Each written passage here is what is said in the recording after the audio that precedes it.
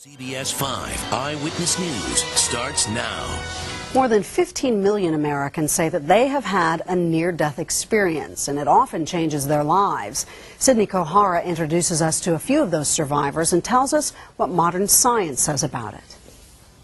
My near-death experience occurred back in Kansas in 1966 when I was 13. I got in an accident, a car accident. I totaled my automobile. Welcome to the Berkeley chapter of IANDS, the International Association for Near-Death Studies. In the white light, I went swirling up that little white thing we saw in the movie Ghost. The brightness was beyond believable. They meet once a month to hear from people they call experiencers. And there was a presence, there was another. A woman appeared. And someone asked me, well, was it Jesus or God? And all I could say was, yes.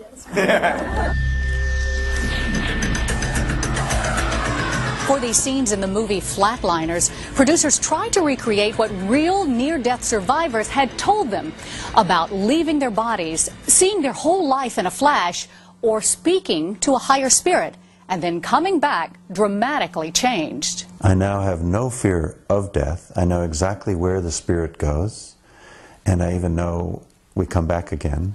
After his car accident 30 years ago, Louis Griggs turned away from a career in business to become a diversity trainer. They all say their time in the light was the most real thing that ever happened to them.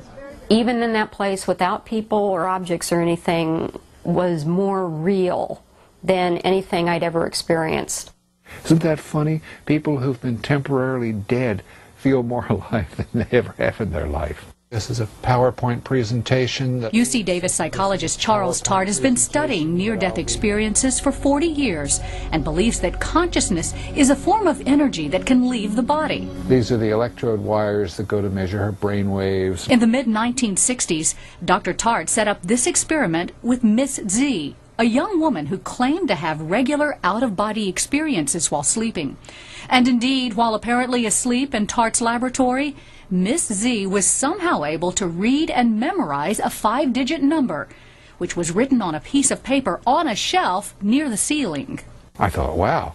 Or the scientific version of whatever wow was in those days. When I started my research on out-of-the-body experiences, because I'd had these experiences myself, I really wanted it to be true that my spirit had left my... It's just not. British psychologist Susan Blackmore was convinced she had left her body while smoking marijuana in 1970.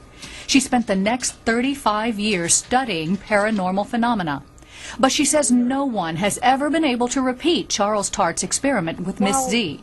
And Dr. Blackmore became a skeptic when every case she researched appeared to be either a fabrication or a vivid hallucination. Most people believe that they are a spirit or a soul that can leave their body.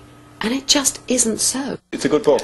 Christoph Koch, who teaches brain science at Caltech, says there's no real evidence that consciousness can exist outside the physical brain. This idea that there's a soul that sort of is like a sticky substance and then sort of in near death suddenly it loses and hovers like a balloon, that's just silly.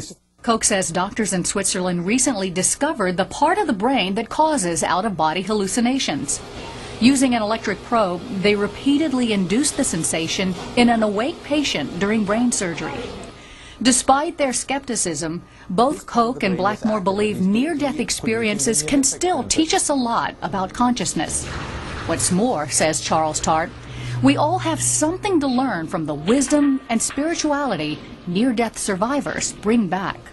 Even if it's just a hallucination, psychologically, it's one of the most life-changing experiences imaginable. We deserve to learn a lot about it just on that basis alone.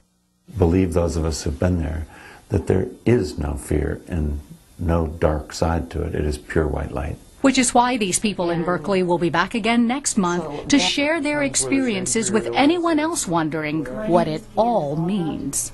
It was wonderful, and I highly recommend it. Sydney Kohara, CBS 5, Berkeley.